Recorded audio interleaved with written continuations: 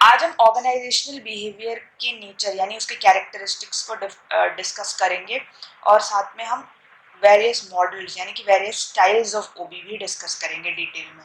आइए शुरू करते हैं। देखो, ऑर्गेनाइजेशनल बिहेवियर का सिंपल सा यही मतलब है कि जो भी लोग आपके ऑर्गेनाइजेशन में काम करते हैं उनके बिहेवियर की स्टडी, बेसिकली उनके बिहेवियर की स्टडी को हम ऑर्गेनाइजेशनल बिहेवियर कहते हैं। अब बिहेवियर क्या होता है? देखो, behaviour is nothing but an action, it's a reaction. देखो, लाइफ में अलग अलग सिचुएशंस होती हैं, अलग अलग सब्जेक्ट्स होते हैं, उनके हिसाब से हम बिहेव करते हैं। मान लो कोई जगह मुझे नहीं पसंद है, कोई व्यक्ति मुझे नहीं पसंद है, कोई संस्था मुझे नहीं पसंद है या पसंद है, उसके अकॉर्डिंग मैं बिहेव करती हूँ।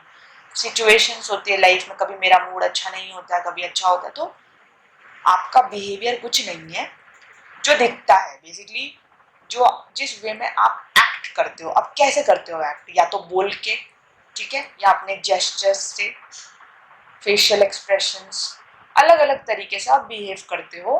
Behaviour is nothing but an act which is shown either through your words or through your body language, facial expressions, any kind of gesture for that matter. अब लोगों के बिहेवियर को पढ़ना इतना इम्पोर्टेंट क्यों है?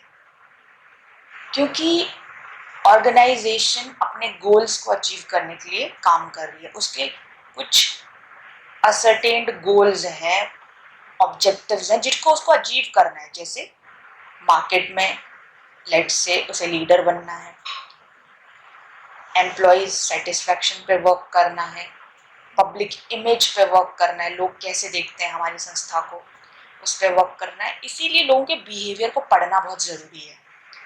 अंडरस्टैंड कि लोग इस तरीके से क्यों बिहेव कर रहे हैं। मान लो एक पर्सन है, आपके ऑर्गेनाइजेशन में काम करता है, वो बार बार कंप्लेन करता है, उसका बहुत कंप्लेनिंग नेचर है, राइट? तो ये क्या है? एक तरीके से उसका बिहेवियर दिखा रहा है कि it's a basically a negative passive behaviour. क्योंकि वो उसके एक्शंस कैसे होंगे, एक्ट्स कैसे होंगे? फिर बार बार वो कंप्लेन करता रहेगा, either through words, facial expressions, any kind of let's say body language for that matter. तो वो उस हिसाब से बिहेव करेगा। अब इस केस में हमें क्या करना होगा? हमें उससे बात करनी होगी। We have to understand why that person is behaving in so and so manner, right? अब बिहेवियर बहुत सारे फैक्टर्स पे डिपेंड करता है। ऑब्वियसली आप किसी तरीके से एक्ट कर रहे हो, किस पे डिपेंड करेगा? पहली बात कि कंपनी जिस कंपनी में आप काम करो वहाँ की पॉलिसीज, रूल्स एंड रेगुलेशंस कैसे हैं, ठीक है? अब फॉर एग्जांपल मैं लेट से बात करती हूँ आपके प्रमोशन पॉलिसी की। प्रमोशन की पॉलिसी मान लो कुछ लोगों को पसंद नहीं है, क्योंकि प्रमोशन वहाँ बहुत स्लो वे में होता है, और साथ में इंक्रीमेंट जो मिलता है, राइट, वो भी बहुत कम अमाउंट का मिलता है। तो ये क्या है? एक तरीके से ये पॉलिसी कई लोगों को पसंद नहीं है, तो इससे उनका बिहेवियर इम्पैक्ट होगा कि नहीं होगा? कैसा हो जाएगा उनका behaviour? They will be complaining, words बोलेंगे, कुछ अपने एक्सप्रेशन, हाव भाव, इसके सहारे वो चीज़ें एक्सप्लेन करेंगे, बेसिकली एक्सप्रेस करेंगे, ठीक है? तो इससे ऑर्गेनाइजेशन को नुकसान हो सकता है। तो इसीलिए, और ऑर्गेनाइजेशन अपने गोल्स को अचीव करने में सफल नहीं हो सकती है, तो इसीलिए इनके बिहेवियर को पढ़ना बहुत ज़रूरी है। अब हमें समझना होगा कि कंपनी क्यों ये पर्सन ऐसे बिहेव कर रहा है, राइट? तो क्या पता उसे कंपनी की पॉलिसीज पसंद नहीं है, किसी भी किस्म की पॉलिसी, वो आपकी ट्रेनिंग एंड डेवलपमेंट, प्रमोशन, या फिर आपके इंसेंटिव, राइट, कोई भी किस्म का जो डिसिप्लिन से रिलेटेड चीज़ें, इवेंट्स जो आप ऑर्गेनाइज कराते हैं अपने इंस्टीट्यूशन में, उससे रिलेटेड चीज़ें, कई चीज़ों से पसंद नहीं हो सकती हैं। तो इसलिए पढ़ना, इसकी बिहेवियर को पढ़ना ज़रूरी है। अब पर्सन की पर्सनैलिटी कैसी है, ठीक है? पर्सन की पर्सनैलिटी कैसी, मतलब कि उस व्हाट इज पर्सनैलिटी? एक पर्सन की कैरेक्टरिस्टिक्स, गुण बोलते हैं ना जिन्हें, उस पर्सन के क्या कैरेक्टरिस्टिक्स हैं, क्या फीचर्स हैं उसके, जैसे फॉर एग्जांपल उसका क्या नॉलेज लेवल है, ठीक है, उसकी क्या कॉन्फिडेंस लेवल है, मोटिवेशनल लेवल क्या है, लीडरशिप क्वालिटीज क्या हैं। तो ये सब चीज़ें क्या है, उसकी पर्सनैलिटी का पार्ट है। या ये नेगेटिव भी हो सकते हैं, पॉजिटिव भी हो सकते हैं, किसी की बहुत अच्छी कम्युनिकेशन स्किल्स हो सकती है, किसी की नहीं हो सकती। बहुत सारे फैक्टर्स हैं जो आपके बिहेवियर को इन्फ्लुएंस करेंगे, राइट। आपका कल्चर, तो वर्किंग एनवायरनमेंट कैसा है, अगर वर्किंग एनवायरनमेंट फ्रेंडली नहीं है, वहाँ पे group let's say team work नहीं प्रमोट किया जाता, हेल्प नहीं करता कोई किसी की, राइट, वहाँ पे competitive environment, healthy competitive competition नहीं है, इट्स अ फियर्स कंपटीशन, तो वो एक नेगेटिव वे में चला जाता है। तो ये चीज़ें देखो, सिंपल सी बात है, लोग बिहेव करते हैं एक वे में, बिहेव करते हैं यानी कि एक्ट करते हैं, रिएक्ट करते हैं एक तरीके से, अपने शायद शब्दों से कर सकते हैं या फिर आप अपने बॉडी लैंग्वेज से, कैसे भी वो एक्ट कर रहे हैं, वो दिख रहा है। अब वो क्यों ऐसे एक्ट कर रहा है कोई भी व्यक्ति, वो जानना जरूरी है। वो कैसे जाना जाएगा, जब हम उससे बात करेंगे, राइट, जब हम उससे डिस्कशन करेंगे कि आपकी क्या समस्या है, आप क्यों नेगेटिवली बिहेव कर रहे हो, क्या कारण है, तो वो बताएगा मुझे कंपनी की ये फला this policy I don't like, या फिर मुझे वर्किंग एनवायरनमेंट में कोई दिक्कत है, वर्क लाइफ बैलेंस नहीं मिल रहा है मुझे, बहुत सारी चीज़ें हैं जिस पर बात करके ही समाधान निकल सकता है। पर पहले हमें समझना होगा कि ये व्यक्ति किस वे में बिहेव कर रहा है, राइट, और इसका क्या सोल्यूशन हो सकता है, वो बात करके पता लगता है। अब नेचर क्या है ओबी का, ओबी का नेचर क्या, जैसे ओबी एक स्टडी है, ठीक है, किसकी स्टडी, लोगों की, जो एम्प्लॉयज हैं उनके बिहेवियर की स्टडी है, जो ऑर्गेनाइजेशन में काम कर रहे हैं उनके बिहेवियर की। अब उनका उसका नेचर क्या है, इस स्टडी का नेचर क्या है, एक मल्टी डिसिप्लिनरी अप्रोच है। इसका ये मतलब है बहुत सारे सब्जेक्ट्स इसमें इंक्लूड होते हैं। देखो, जब आप किसी के बिहेवियर को पढ़ रहे हो ना, तो आपको वो इतना आसान नहीं है। आप किसी पर्सन को ऑब्जर्व कर रहे हो, देख रहे हो इस वे में बिहेव कर रहा है, इस वे में, तो ये इस चीज को, ये आसान नहीं है। अब इसमें क्या चीजें इन्वॉल्व होती है, मल्टी डिसिप्लिनरी अप्रोच है। एक मैनेजर को बहुत सारी सब्जेक्ट्स का नॉलेज होना चाहिए, जैसे साइकोलॉजी, सोशियोलॉजी, एंथ्रोपोलॉजी। अब साइकोलॉजी क्या है, psychology is the study of mind, इंसान का दिमाग काम कैसे करता है, किस सिचुएशन में वो कैसा एक्ट करता है, राइट, ओके। सो अगर मान लो लेट्स से एक मैनेजर है, वो अपने जो कलीग्स हैं, ओके, उनसे बहुत रूड वे में बात करता है। इसके बात करने का तरीका एम्प्लॉयज को, उसके कलीग्स को, उसके जूनियर्स को नहीं पसंद है, राइट। तो ये साइकोलॉजी की स्टडी यहाँ पे हेल्प कर सकती है एक ओबी के मैनेजर के लिए, उसको समझने में कि उसको समझना होगा कि लोगों की साइकोलॉजी ऐसी होती है कि उनको पोलाइटली चीज़ें समझ आती हैं, ओके। ये साइकोलॉजी है, साइकोलॉजी की स्टडी। सोशियोलॉजी, समाज में लोग क्या क्या चीज़ें करना पसंद करते हैं, क्या क्या चीज़ें करना नहीं पसंद करते हैं, तो सोशियोलॉजी की स्टडी का उसे नॉलेज होना चाहिए, कैसी कैसी चीज़ें लोग एक्सेप्ट करते हैं सोसाइटी में, क्या नहीं करते हैं, राइट, ये पता होना चाहिए। एंथ्रोपोलॉजी, एंथ्रोपोलॉजी लोग कैसे ओरिजिन हुआ डिफरेंट डिफरेंट कल्चर्स का, ओके, उससे क्या इम्पैक्ट पड़ा लोगों के बिहेवियर पे, उनके क्या क्या जो है ये सब बन गई उनकी रिचुअल्स, या फिर बात कर लो उनकी वैल्यूज वगैरह कैसे डेवलप हुई टाइम के साथ, राइट। तो ये सब चीज़ों की बात करता है। Anthropology is a narrow term, sociology is a bigger term, वो पूरे समाज की बात करता है। एंथ्रोपोलॉजी एक्चुअली एक हिस्टोरिकल एवोल्यूशन की बात करता है, चीज़ें कैसे कैसे इवॉल्व हुई। इकोनॉमिक्स की बात करें, अर्थशास्त्र, अर्थशास्त्र क्या बताता है हमें कि जो जितने भी ह्यूमन रैशनल है और चीज़ों को स्कार्स है रिसोर्सेज, तो रिसोर्सेज का ऑप्टिमम यूटिलाइजेशन करना चाहता है ह्यूमन, ठीक है। तो यहाँ पे बोलने वाली बात यह है कि एक मैनेजर को अलग अलग सब्जेक्ट्स की स्टडी करनी होती है, साइकोलॉजी समझना पड़ता है, इंसान का दिमाग कैसे काम कर रहा है, सो समाज क्या सोचता है, समाज कैसे इवॉल्व हुआ, उसकी वैल्यूज वगैरह, उसके बहुत सारी चीज़ें कैसे इवॉल्व हुई टाइम के साथ, अर्थशास्त्र की बात, और भी बहुत सारे सब्जेक्ट्स का उनसे नॉलेज होना चाहिए, तभी वो it is an applied science. It means that the various theories relating to various subjects of a personality can be implemented through OB, right?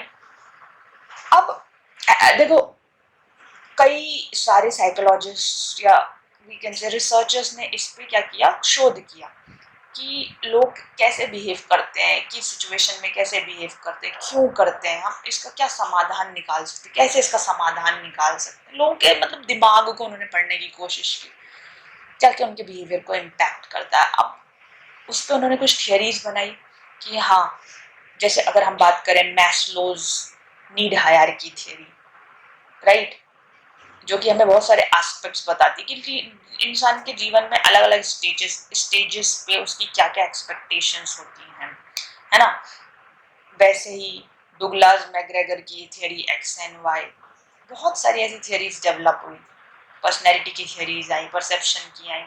तो बेसिकली ये बनी, क्यों बनी, ताकि हम समझ सकें कि ह्यूमन क्यों, उसको क्या चाहिए, ह्यूमन को कैसे वो सेटिस्फाई हो सकता है, उसका बिहेवियर कैसे बेटर हो सकता है अगर मैंने अप्लाई किया. तो अप्लाइड साइंस है ये, क्योंकि इसे हम अप्लाई कर सकते हैं, किसी भी थियरी को उठा के हम लोगों पे अप्लाई करके उसका समाधान निकाल सकते हैं, उसके बिहेवियर को बेटर कर सकते हैं.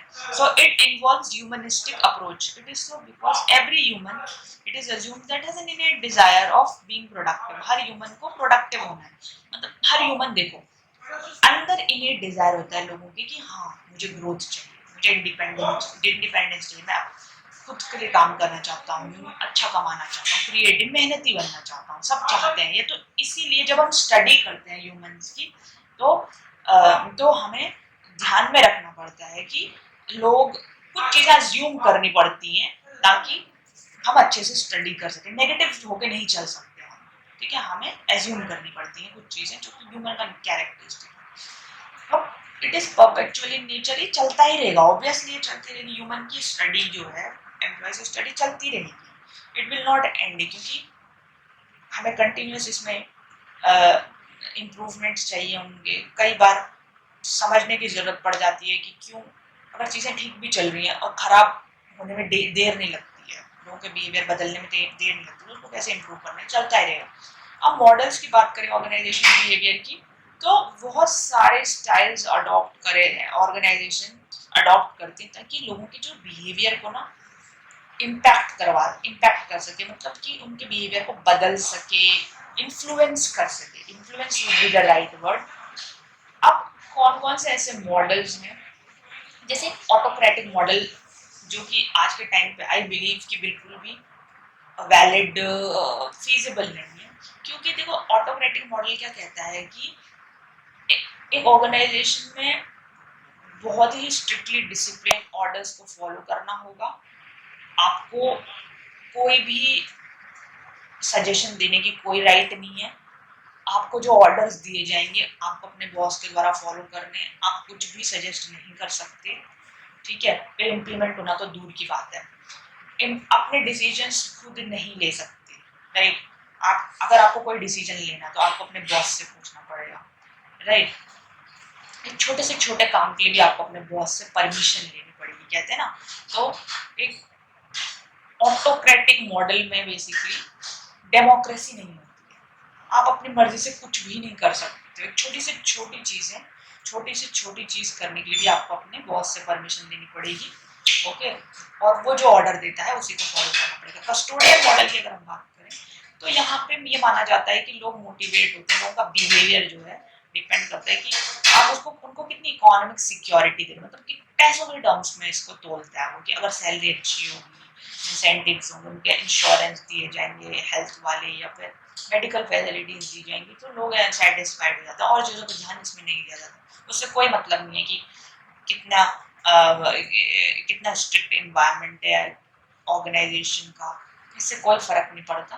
यहाँ पे सिर्फ बात की जाती है कि अगर आप इकोनॉमिक सिक्योरिटी दे देते हो अपने एम्प्लॉय को तो वो सेटिस्फाइड हो जाएगा, उसका बिहेवियर सही हो जाएगा। बेसिकली हमें उसका बिहेवियर क्या करना है, बदलना है, पॉजिटिव बनाना है ताकि ऑर्गेनाइजेशन ग्रो हो सके। सपोर्टिव मॉडल, सपोर्टिव बात करता है बेसिकली कि मैनेजमेंट बहुत सपोर्टिव है। सपोर्टिव क्या होता है, जब आपको कोई बढ़ने आगे ग्रो करने में मदद कर रहा है, आप कुछ काम करना चाह रहे हो, ठीक है, आपको वो काम सीखने में दिक्कत हो रही है तो वो आपको सिखाया जा रहा है, आपको टाइम टू टाइम ट्रेनिंग दी जा रही है, आपको कैसे करना है वो काम वो बताया जा रहा है, राइट। तो आपकी पर्सनैलिटी पे वर्क किया जा रहा है और आपके लीडर्स आपको सपोर्ट कर रहे हैं। अब उनको कोई भी समस्याएं लोगों को, ठीक है, कोई कुछ ना कुछ समस्या होती रहती है, ऑर्गेनाइजेशन कुछ चीज़ मुझे पसंद नहीं है तो मैं उसमें बदलाव चाहती हूँ तो मैं बता सकती हूँ और वो मेरी उसमें उसको चेंज करेंगे, उसमें हेल्प करेंगे मेरी समस्याओं को सुलझाने में। अब कॉलेजियल मॉडल का कि ये एक लेवल आगे है सपोर्टिव मॉडल। सपोर्टिव मॉडल में तो आपकी मैनेजमेंट आपका हेल्प करती है, सब कुछ आपको कोई भी समस्या है, आपको कुछ समझ नहीं आ रहा है उसको समझाती है, राइट। आपको कुछ भी आपका कोई भी कंसर्न है उसको सुलझाती है। लेकिन इस मॉडल में क्या होता है, आपके साथ मिलके वो डिसीजन लेती है, डिसीजंस आपके साथ मिलके यूनैनिमसली लिया जाता है, आपके सजेशंस को तो सुनाया जाता है लेकिन अगर आपका कोई सुझाव मतलब उसको अमल में भी लाया जा सकता है अगर अच्छा लगा वो सुझाव, ठीक है। तो कॉलेजियल मॉडल एक तरीके से बहुत ही अच्छा मॉडल है क्योंकि यहाँ पे टीम वर्क प्रमोट किया जाता है। तो हमने क्या समझा, बेसिकली हमने यही समझा कि लोगों के बिहेवियर को पढ़ना बहुत ज़रूरी है। मतलब लोग क्यों किस तरीके से बात करते हैं, क्यों अलग अलग किस्म के जेस्चर्स फेशियल एक्सप्रेशन क्यों देते हैं, वो समझना बहुत ज़रूरी है, ठीक है। लोगों के बिहेवियर को समझना बहुत ज़रूरी है क्योंकि अगर लोगों का बिहेवियर आपके अनुकूल नहीं होगा, ऑर्गेनाइजेशन के अनुकूल नहीं होगा तो ऑर्गेनाइजेशन को नुकसान हो सकता है, उसके और जो गोल्स उसे अचीव करने हैं उसमें बाधा बन सकता है। तो इसीलिए वो भी मैनेजर्स क्या करते हैं, लोगों को समझते हैं, वो समझते हैं कि लोग ऐसे क्यों बिहेव कर रहे हैं, ठीक है। अगर वो अच्छे से बिहेव कर रहा है, अच्छे से सब कुछ चल रहा है तो मतलब मान लो उनके मैनेजर ने उन्हें काम दिया रिपोर्ट बनाने तो जल्दी से काम करके दे रहे हैं, सब कुछ काम अच्छे से हो रहा है तो ये नहीं कि अच्छा और वो भी मतलब ऑर्गेनाइजेशन जो एम्प्लॉय बिहेवियर है वो सही है। और हमको फर्दर स्टडी ज़्यादा करने की जरूरत नहीं, समझने की ज़्यादा जरूरत नहीं क्योंकि चीज़ें चल रही हैं ढंग से, लेकिन कई बार गड़बड़ हो जाती है, लोग अच्छे से बिहेव नहीं कर रहे, कुछ प्रॉब्लम्स आ रही हैं तो उसको समझना ज़रूरी है। मतलब अब लोग, मैंने आपको बताया कि बिहेव किस वे में क्या क्यों किसी तरीके से बिहेव करते हैं, राइट, क्यों कुछ बोल रहे हैं वो, क्यों किस ऐसे बॉडी लैंग्वेज बना रहे हैं, फेशियल एक्सप्रेशन जेस्चर्स वगैरह क्यों ऐसे कर रहे हैं, क्यों कर रहे हैं, इसीलिए क्या पता से उन्हें कोई बात पसंद ना हो, राइट, कोई बात पसंद ना हो, एकदम मतलब कंपनी की पॉलिसी पसंद ना हो या फिर वर्किंग एनवायरनमेंट पसंद ना हो, कल्चर पसंद ना हो, वर्क लाइफ बैलेंस वाली दिक्कत हो रही हो या लोग आसपास के लोग सपोर्टिव ना हो, ठीक है। बहुत सारी चीज़ें हैं और ये समझना ज़रूरी है कि क्यों लोग ऐसे बिहेव करते हैं, उससे बात करना ज़रूरी है।